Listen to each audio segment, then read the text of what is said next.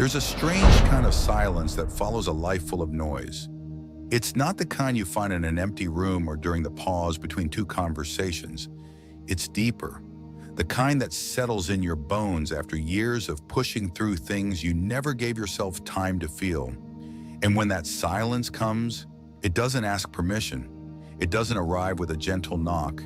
It floods you. It strips everything away. And suddenly you're sitting face to face with yourself, realizing how long it's been since you've really looked.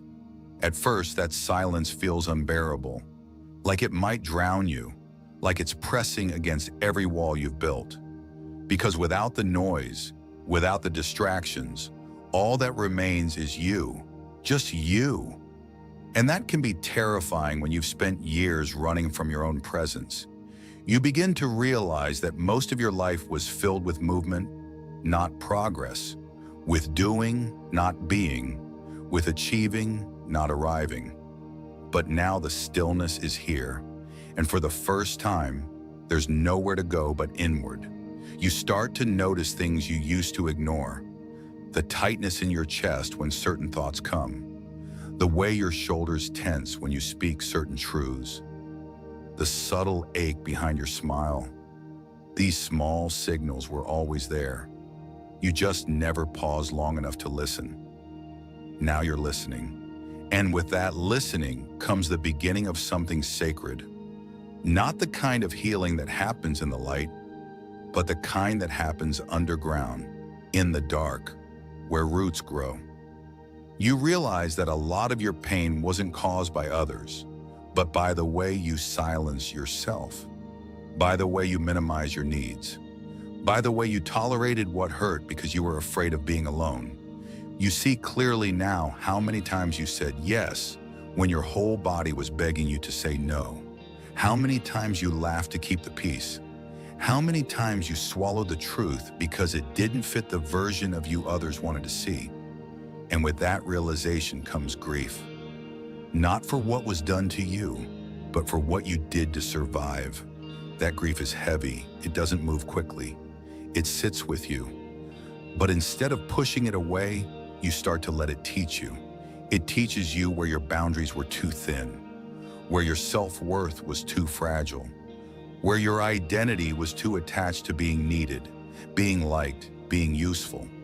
And as painful as those lessons are, you know you need them, because they are the foundation upon which something new can grow. You begin to dismantle the life you built on fear, not all at once, brick by brick, belief by belief. You question the stories you've been told, that love must hurt, that rest must be earned, that you must prove your value every day. You challenge the idea that healing means fixing.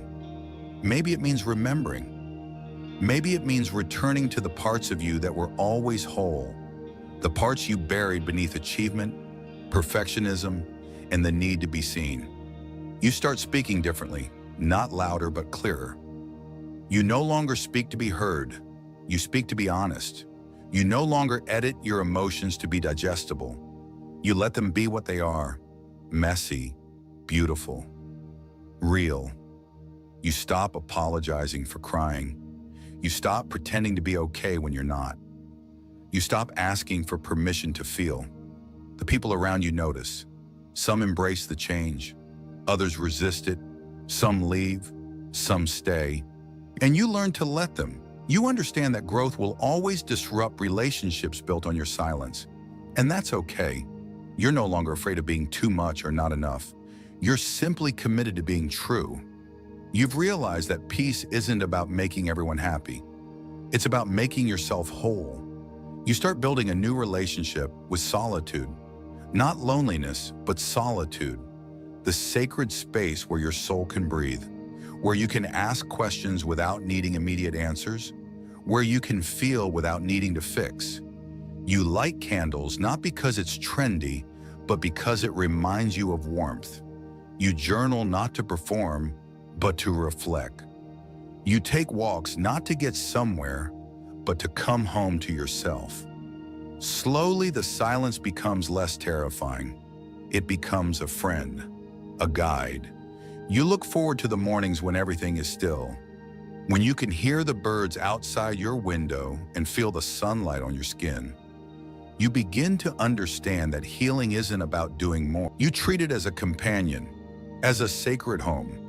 You stop comparing your timeline to others. You stop rushing your healing to keep up with someone else's highlight reel. You realize that growth doesn't always look like progress. Sometimes it looks like sitting still. Sometimes it looks like crying in the shower. Sometimes it looks like saying, I don't know who I am anymore, and letting that be the beginning of something beautiful. You begin to reclaim your softness. In a world that glorifies hardness, this is a radical act. You allow your heart to break open. You cry in public. You say, I love you first. You hug longer. You laugh louder. You let joy in, not because life is perfect, but because you know how fleeting it is. You no longer wait for permission to feel. You no longer see vulnerability as weakness. You see it as strength, as truth, as the doorway to connection. You also stop expecting healing to be linear. You accept that some days you'll feel like you've arrived, only to wake up the next day and feel lost again. You no longer take that as failure. You take it as life, as the ebb and flow, as the spiral that brings you back to the same lessons, deeper each time. And with each return, you bring more compassion, more patience, more grace. You create rituals, not routines, but rituals, intentional acts that nourish your spirit, lighting a candle before meditation, whispering a prayer before sleep, touching your heart when you feel overwhelmed, smiling at your reflection, even when you don't believe the smile yet. These rituals become anchors. They remind you that you're not lost, that you're returning, always returning. You begin to forgive, not just others, but yourself, for the times you didn't know better, for the ways you abandoned yourself, for staying too long, for leaving too soon. You stop holding yourself hostage to your past. You release the shame. You replace judgment with understanding. You start treating yourself like someone you love. And as you do, something inside you shifts. You begin to see beauty where you used to see brokenness. You see the scars, not as flaws, but as stories, as reminders of what you've survived. You no longer wish away your past. You hold it. You bless it. You allow it to exist without dominating your future. You are no longer trying to escape your life. You are living it, not perfectly, not without pain, but fully, presently, honestly. You have found something more precious than happiness. You have found peace. Healing begins in places we often overlook, not always in the grand decisions or loud declarations, but in the quiet spaces, the breath you take after a difficult truth, the moment you choose to pause instead of react, the soft no that takes everything in you to say. These moments, so small they could go unnoticed, are where transformation takes root. You may not see them at first, you may not even feel different, but your soul knows, your nervous system knows. These are the moments when you stop running, when you start listening, when you begin truly to live in your own skin. There's an unexpected grief that comes when you begin to heal. You look back at your life, the decisions you made while trying to feel loved, the ways you shaped yourself to survive, and it breaks your heart a little. Not because you were weak, but because you realize how long you lived believing you weren't enough.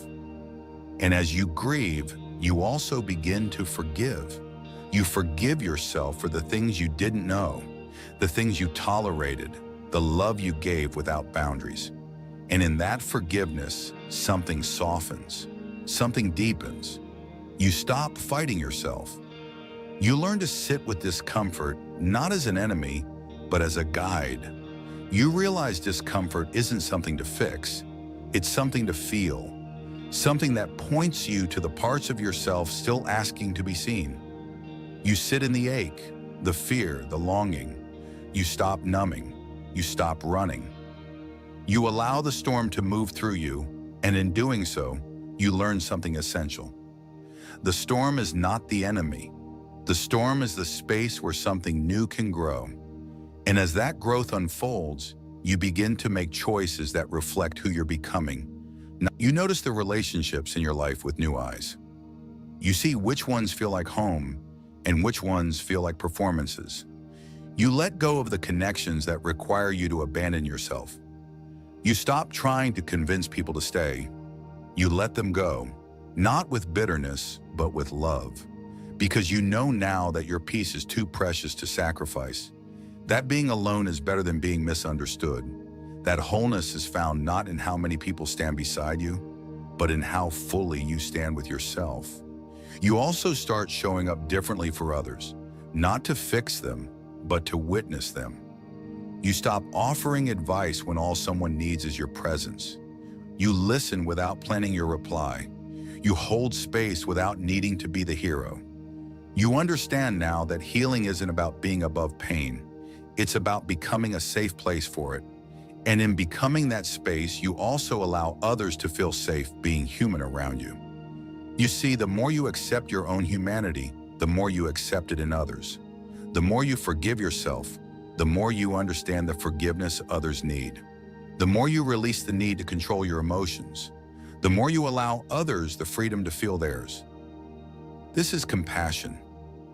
Not the surface kind, but the kind that rises from deep knowing. The kind that understands pain without needing the full story. The kind that doesn't turn away from sorrow, but moves closer to it, gently. Your relationship with time begins to change. You stop measuring your life in deadlines and accomplishments. You begin to measure it in presence, in how often you laugh, in how deeply you feel, in how gently you speak to yourself on the hard days. You learn that success isn't just reaching goals, it's learning to stay with the discomfort, to stay with the joy, to stay with yourself when everything in you wants to run. You also stop apologizing for your pace. You stop rushing to catch up to a life you never wanted in the first place. You walk slower, you breathe deeper, you savor moments instead of counting them. You understand now that life is not a race, it's a journey of becoming. And becoming cannot be rushed. It happens in layers, in seasons, in spirals. You begin to embrace your softness, not as something to be hardened, but as something to be protected. You stop viewing sensitivity as a flaw. You start seeing it as your superpower. The way you feel deeply, the way you notice what others miss, the way you hold the weight of the world in your chest. These are not weaknesses. They are the marks of someone who is alive, awake, aware, and maybe for the first time, you begin to enjoy your own company. You no longer fear silence. You sit with it. You dance with it. You let it teach you. You journal not to perform, but to explore. You walk alone not to escape, but to return. You no longer look outside yourself for fulfillment. You begin to understand that everything you were seeking was inside you all along. Even joy begins to feel different. It's not always loud. Sometimes it's quiet, subtle. The joy of clean sheets, of sun on your skin, of an exhale after a long day, of a song that reminds you of someone you once were. These joys aren't big, but they're real, and they're enough. You don't need grand experiences to feel alive. You need presence, and you're learning how to be present, one breath at a time. You're not afraid to cry anymore. You cry without apology, without hiding, without shame, because you understand now that tears are not weakness.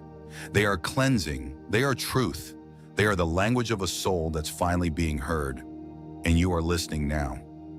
Really listening, not to respond, not to fix, but to understand. And through it all, you begin to trust yourself. Not in the way others have taught you, through accomplishments, through approval, through achievement, but in the way only experience can teach.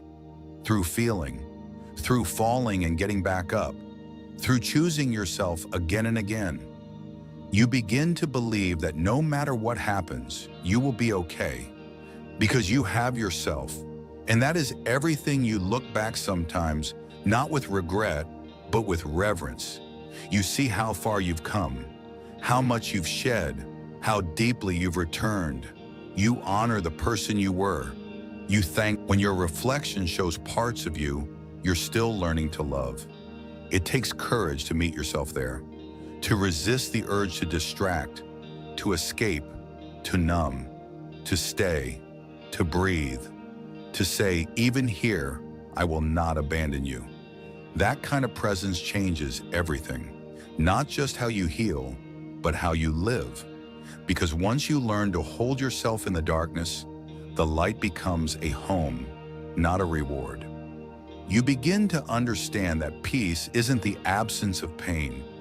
It's the ability to stay soft in its presence. You no longer strive to be untouched by life. You aim to be touched by it fully and still remain grounded. You let the waves come, but you're not swept away. You let the winds blow, but your roots deepen. You let yourself feel without losing yourself to the feeling. That balance doesn't arrive overnight. It's practiced, chosen, cultivated, but it comes. And when it does, you find yourself breathing differently, not just with your lungs, but with your whole being. You notice how your breath has become your anchor, how it pulls you back when your mind runs ahead, how it steadies you when your heart stirs, how something so simple, so often taken for granted, can be the most faithful companion. Inhale, you remind yourself. Exhale, you release. And in that rhythm, life begins to move through you instead of against you. You don't have to fight for calm. You return to it again and again. And each time you do, it welcomes you without judgment. You start tending to your inner world the way you would a garden, with patience, with care. You don't rip the weeds out in frustration. You kneel beside them. You ask why they grew there in the first place. You see that everything inside you, the fear, the anger, the longing, is trying to tell you something. And you listen, not to control, but to understand, not to correct, but to connect. You stop seeing emotions as problems. You see them as parts of yourself still asking for love. Even the parts of you that once felt too painful to face start to soften. The inner critic, the wounded child, the self-saboteur. You stop trying to silence them. You sit with them. You say, I see you. I know you were trying to protect me. But we don't have to live that way anymore. And slowly, those parts stop yelling. They begin to trust you because you're not rejecting them. You're holding them with compassion. That's what healing is. Not becoming someone new, becoming someone safe for yourself. You start to approach life with less urgency. You don't rush to make decisions. You don't react out of panic. You pause, you reflect. You ask, does this align with who I'm becoming? And if it doesn't, you let it go. Not because you're better than it, but because it no longer fits. You understand now that not everything is meant to stay. Some things are chapters. Some people are lessons. Some dreams are stepping stones. Letting go isn't failure, it's clarity. You begin to release the version of you that needed to have it all figured out. You embrace uncertainty, not with fear, but with faith. You trust that life unfolds in ways the mind can't always predict. That some of the most beautiful moments happen not in the planning, but in the surrender. You stop micromanaging your path. You start walking it, step by step, breath by breath, letting the journey teach you what the destination never could. And in doing so, you begin to feel more connected, not just to yourself, but to everything, to the sky, to the trees, to the people you pass on the street, to the small sacred details you once rushed past, a bird landing near your window, the way your fingertips feel running over soft fabric. the sound of someone laughing nearby. These moments ground you. They remind you that life is not something to conquer. It's something to participate in, to be present for, to be changed by. You also begin to reclaim your intuition, that quiet inner knowing that was drowned out for so long by noise, by pressure, by expectations. You realize now that your body has always known, that your heart has always spoken, that your gut has always pointed the way. You were just taught not to listen. And when conflict arises, and it will, you no longer see it as something to win. You see it as a mirror. What is this showing me about my boundaries, about my wounds, about my needs? You don't attack. You don't collapse. You respond. You choose clarity over chaos, truth over triumph, connection over control. And even when the other person doesn't meet you there, you don't lose yourself, because now you know how to stay anchored. Your identity begins to shift, not as a mask you wear, but as an expression of your soul. You stop identifying with your job, your achievements, your roles. You begin to ask deeper questions. Who am I beneath the labels? What do I value when no one's watching? How do I want to feel in this life, not just what do I want to do? These questions become your compass. They guide your choices. They shape your days. You start creating from a different place, not from scarcity, but from overflow. Not to prove, but to express. Not to be seen, but to be true. Your art changes. Your words change. Your energy changes. You're no longer performing, you're revealing, and people feel it.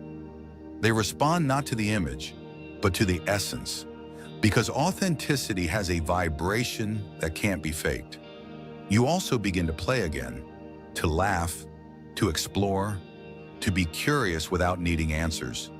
You reconnect with the parts of you that existed before the world told you to grow up. You dance in your kitchen, you try new things, you say yes to adventures. You stop waiting for the perfect moment. You let life surprise you, because you've realized joy doesn't come from control. It comes from surrender. And through all of this, you begin to live in deeper gratitude. Not forced, not performative, but embodied. You wake up and thank your breath. You see the beauty in a cloudy sky. You feel the miracle of your heart still beating, your body still moving, your soul still expanding. You thank your past, not because it was easy, but because it brought you here. You thank your pain, not because it was fair, but because it opened your heart.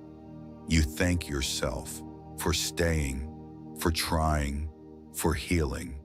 You are not who you were. You are not who you will be. You are the becoming, and that is enough. There's a rhythm you begin to feel when you finally step out of survival mode. It doesn't come all at once, but in waves. At first, it's a strange, unfamiliar quiet. Your body doesn't know how to rest without bracing for the next blow. Your nervous system, used to chaos, keeps waiting for the next disruption. Even joy feels suspicious at first. Peace makes you tense because you don't trust it to last. But the more you breathe, the more you return to the present, the more your heart starts to slow. The more you realize that safety isn't a place out there. It's something you build inside yourself. You remember the days when your mind was always racing, when every quiet moment was filled with panic, like silence itself was dangerous. But now you begin to reclaim silence. You sit with it. You explore it. You realize it's not the enemy. It's the space where truth begins to speak. And sometimes that truth is hard to hear. It might tell you you've outgrown something you thought you needed. It might ask you to leave a comfort zone that's become a cage. It might show you how small you've made yourself just to be accepted. And when it doesn't yell. It whispers. And something in you knows. It's time. You begin to live with intention, not just in the big moments, but in the little ones. You notice how your shoulders rise when you're stressed, how your breathing shortens when you feel unseen, how your stomach tightens when you say yes but mean no. These signs become invitations, not problems. Invitations to slow down, to check in, to care. You stop waiting for a breakdown to start tending to yourself. You learn to respond to the whispers so you don't have to wait for the screams. You stop needing your life to look a certain way to feel proud of it. You stop measuring your worth in productivity. You stop seeing rest as a luxury. You rest because you're human, because your body deserves softness, because healing takes energy, because joy needs space. You make tea slowly. You listen to music. There's a quiet kind of power that comes from standing in your own truth. It doesn't demand attention. It doesn't dominate a room. It simply is. You stop trying to convince others of your value. You stop begging people to stay. You stop fearing rejection like it's a reflection of your worth.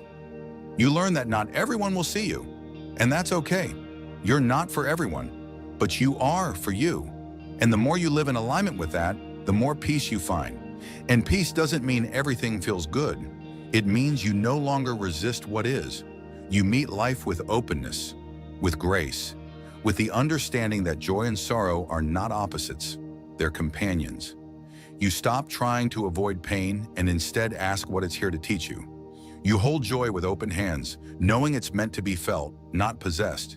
You learn that life isn't about control, it's about participation. And you, for the first time in a long time, are fully here. There's a moment when you begin to see the beauty in your scars, not because they're pretty, but because they're honest. They tell the story of a life lived deeply, a life that didn't run from pain, a life that chose growth over numbness. You no longer hide your wounds. You hold them like badges of survival, of awakening, of resilience. You stop pretending you were never hurt. Instead, you say, I was, and I'm still here, and I'm healing. You start speaking more kindly to yourself. You catch the voice of your inner critic and respond not with more judgment, but with understanding. You ask where that voice came from, whose voice it really is, and you begin to replace it, not with fake affirmations, but with truth, with gentleness, with reminders that you are allowed to be learning, allowed to be growing, allowed to be unfinished. You stop comparing your journey to anyone else's. You realize that someone else's chapter 20 doesn't invalidate your chapter 3, that their light doesn't dim yours, that you are not behind, you are on your path. And your path, though different, is valid. You stop rushing your process. You start trusting your pace. You begin to see that the detours, the delays, the dead ends, they all taught you something. They were part of the unfolding, not mistakes, but markings.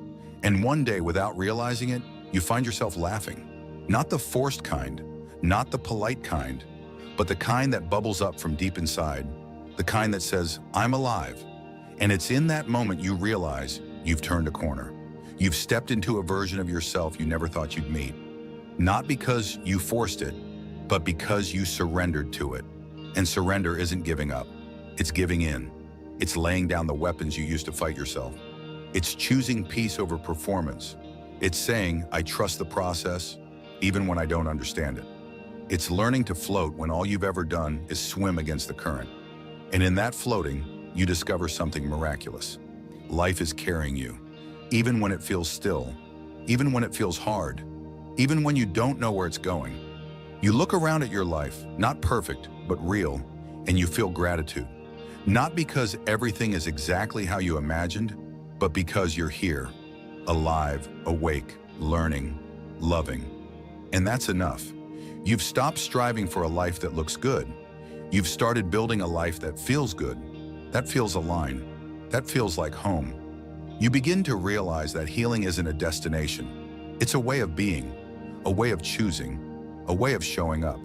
And it doesn't end, it evolves. With each season, with each breath, with each new layer that reveals itself. You don't need to arrive, you just need to stay present, to keep listening, to keep loving. And most importantly, you stop waiting for someone else to save you. You realize you were the one you were waiting for all along. There's something sacred about realizing that you don't need to be rescued. Not by a lover, not by a friend, not by success, and not even by time. You wake up one morning and feel it, not as a declaration shouted to the sky, but as a quiet truth anchored in your chest. You've spent so long waiting to be chosen, to be seen, to be fixed. But now you see it clearly. You were never broken. You were only buried under expectations, under fear, under the need to be who everyone else needed you to be. And slowly, with trembling hands and an opening heart, you begin to unearth yourself. At first, this reclamation feels unfamiliar, like learning a new language. You touch your skin and feel like it belongs to someone else. You speak your truth and your voice shakes because you're not used to hearing it spoken aloud. You choose rest over productivity and guilt creeps in, trying to pull you back into the old rhythm. But you keep going. You begin to remember who you were before the world told you who to be, not as a concept, but as a living presence. You start reconnecting with what made you feel alive before survival dulled your senses. Maybe it was painting. Maybe it was dancing barefoot. Maybe it was staring at the stars without needing to understand them. Whatever it was, you returned to it, not for achievement, but for the joy of it, for the way it softens you, for the way it reminds you that you are more than your roles, your wounds, your responsibilities. You are a soul in motion, a breath in time. You learn to celebrate the quiet wins, the boundaries you held when it was easier to bend, the meal you cooked for yourself even when you felt low, the moment you paused to check in with your breath instead of numbing out. These victories are small to the outside world, but to you they are everything, because they mark your return, they prove your presence, they honor your process. You also stop needing your healing to look inspiring. You let it look like canceling plans, like lying on the floor and crying, like saying, "I'm not okay," without needing to explain why. You no longer measure your progress by how well you hide your pain. You measure it by how gently you meet yourself in it, by how little you judge your messy days, by how often you offer yourself kindness when the old self would have offered criticism. And with that kindness, you start rewriting your inner dialogue. The voice that once told you you're not doing enough becomes you're doing your best. The one that said you should be over this by now becomes it's okay to feel this. You stop needing to be perfect before you give yourself love. You love yourself in the middle of the mess, in the confusion, in the tears. And that love, imperfect and raw, begins to rebuild what shame once shattered. Your mornings begin to change, not always in routine, but in energy. You no longer wake with dread. You wake with intention, even if that intention is simply to be kind to yourself. You greet the day not with a checklist, but with a breath, with a quiet moment before the world rushes in, with gratitude not because everything is perfect, but because you are present enough to notice what is. The sunlight through the curtains, the warmth of tea between your hands, the chance to begin again. You stop outsourcing your peace. You no longer expect others to regulate your emotions, to soothe your wounds, to validate your existence. You learn to hold space for your own storms, to self-soothe, to speak to yourself like someone you love. And in doing so, you become more whole, not because you never need anyone, but because you're no longer afraid of your own company. This wholeness begins to reflect in your relationships. You no longer tolerate emotional crumbs. You stop begging for love that must be chased. You stop trying to be understood by people who are committed to misunderstanding you. You make peace with being misunderstood, not because it doesn't hurt, but because you'd rather be real and rejected than fake and accepted.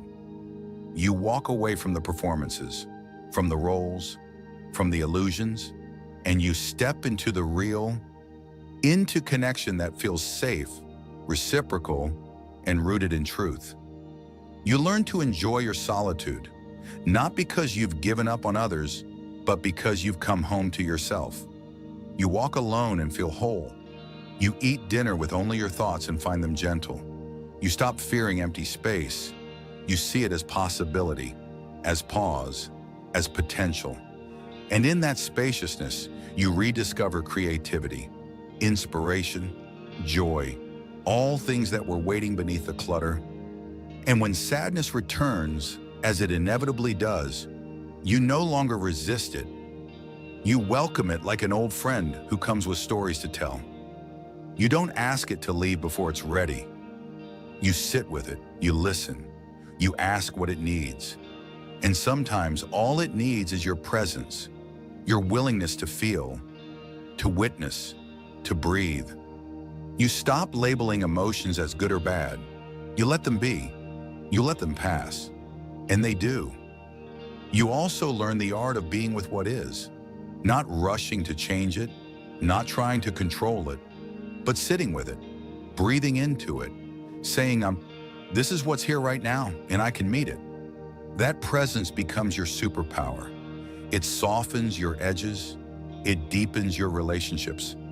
It creates space for magic. Because when you stop resisting the moment reveals its beauty. And maybe for the first time, you stop living in someday. You stop postponing joy until you lose the weight, get the job, find the partner. You stop saying, I'll be happy when, and instead ask, how can I be present now? You realize that this breath, this moment, this version of you is worthy of celebration, of love, of light. You stop waiting for life to calm down to enjoy it. You find peace in the middle of the chaos. You create pockets of stillness in busy days. You drop into your breath like a prayer. You anchor into presence like a ritual. And you carry that energy with you into conversations, into decisions, into the spaces you once filled with panic. You no longer need everything to be perfect. You just need to be present. And you are. You begin to understand that healing is not about erasing your past. It's about integrating it, about looking at your scars and saying, you brought me here. It's about acknowledging the versions of you that had to survive and thanking them for their strength. It's about embracing the version of you that is learning how to live, how to thrive, how to be soft and strong at once. And as you move through your days, you carry yourself differently. Not because you've become someone new, but because you've become more you. You walk with grace, with groundedness, with the kind of confidence that doesn't need to be loud. You don't need to prove your worth anymore. You found it. It was always there, beneath the fear, the noise, the expectations, and now it shines. There is a rare and precious moment that comes when you realize you don't have to carry it all anymore. Not all at once, not all the time. That moment doesn't arrive with thunder or some loud proclamation. It comes quietly, like the breath you didn't know you were holding. It comes as a release in your shoulders, as an exhale that softens your chest, as a knowing deep in your being that says, it's okay to rest now. You've done enough. You've been enough. You are enough. And you don't have to keep proving it anymore. You've spent so much time believing that being strong meant never stopping, that healing meant always pushing forward, that if you just kept going, you'd eventually outrun the parts of you that ached. But you're learning now that healing doesn't ask for hustle. It asks for surrender, for softness, for the willingness to stop doing and just be. Not because you've given up, but because you finally understand that true strength lies in your ability to be gentle with yourself. You start unlearning the myth that says you always have to be okay. That to be valuable, you must be productive. That to be loved, you must always be pleasant. You begin to peel back those layers one by one.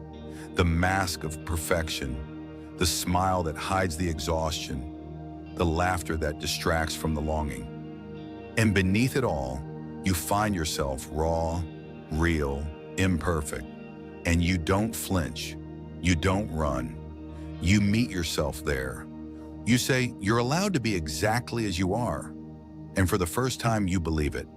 This kind of acceptance changes everything. You stop rushing to fix every uncomfortable emotion. You stop apologizing for needing space. You stop justifying your rest. You stop over-explaining your decisions.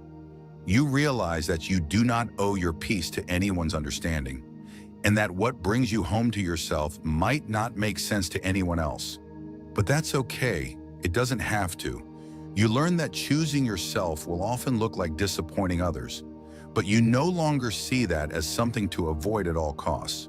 You understand now that you were not put on this earth to manage everyone's perception of you, that your worth isn't tied to how many people approve of your choices, that you do not have to shrink yourself to keep the peace. Sometimes peace means letting go of what's not aligned, even if it once felt safe. And it hurts sometimes. Walking away, drawing lines, standing firm. Especially when you used to find identity in being the one who always said yes. But now you choose differently. You choose truth over comfort. You choose alignment over approval. You choose your well-being over the illusion of keeping everyone happy. And you learn how to breathe through anxiety instead of fighting it. How to sit with sadness instead of escaping it. How to hold your anger with curiosity instead of shame. You stop trying to be a perfectly healed person. You focus instead on being a present one. You start catching yourself in real time, noticing the moment your breath shortens, the way your voice changes when you feel unsafe, the way your thoughts spiral when you feel unseen. But instead of judging those moments, you hold them, you breathe into them. You remind yourself that you are not wrong for feeling, that you are human, that you are healing, that you are allowed to take up space, even in your confusion. There's a wisdom that comes with this kind of awareness. You stop needing to know everything right away. You trust that clarity will come, that your body will guide you, that your heart will open again when it's ready. You no longer force answers. You sit in the questions. You let them simmer. You know now that real transformation happens slowly, often quietly, and almost always in the places you least expect. Your mornings might begin to feel different. You stop waking up in panic. You no longer feel the pressure to get everything right from the start. You give yourself time to land, to feel your body, to stretch, to breathe, to ask, what do I need today? And sometimes the answer is simple. Water, silence, movement, stillness. You begin to honor those answers, even if they don't look productive, even if they don't make sense to anyone else. You trust that your needs are not too much, that listening to them is a form of devotion. You start treating your home differently. It becomes a sanctuary, not just a place to pass through. You light candles because it brings warmth. You tidy the room because it clears your mind. You create small spaces that feel sacred. A cozy chair by the window, a corner with books and blankets. You make space for beauty, not because it's required, but because it feeds your soul. You learn that your environment reflects how you feel, and you start tending to it like you tend to your heart. You stop chasing perfection in your healing. You accept that some days you'll feel like you've regressed, that old patterns might resurface, that triggers will still show up, but you meet those days with grace, with the understanding that healing is not a straight line, that progress doesn't always look like forward motion. Sometimes it looks like choosing rest instead of reaction. Sometimes it looks like forgiving yourself again and again. You begin to create more intentionally, not for applause, but for expression. Not to be seen, but to be felt. Your art, your words, your ideas, they come from a different place now. A place of depth, of presence, of truth. You stop trying to force your voice to sound like anyone else's. You stop measuring your worth in metrics. You write, paint, speak, sing. Not because it will be perfect, but because it is real. And that realness matters. You find yourself giving more generously, but from a different energy. You don't give to prove your goodness. You don't abandon yourself in the name of service. You give because your cup is full, because your heart overflows, because you want to, not because you need to be needed. You learn the difference between self-sacrifice and selfless love. And you choose the kind of love that includes you too. And perhaps most beautifully, you start trusting joy again.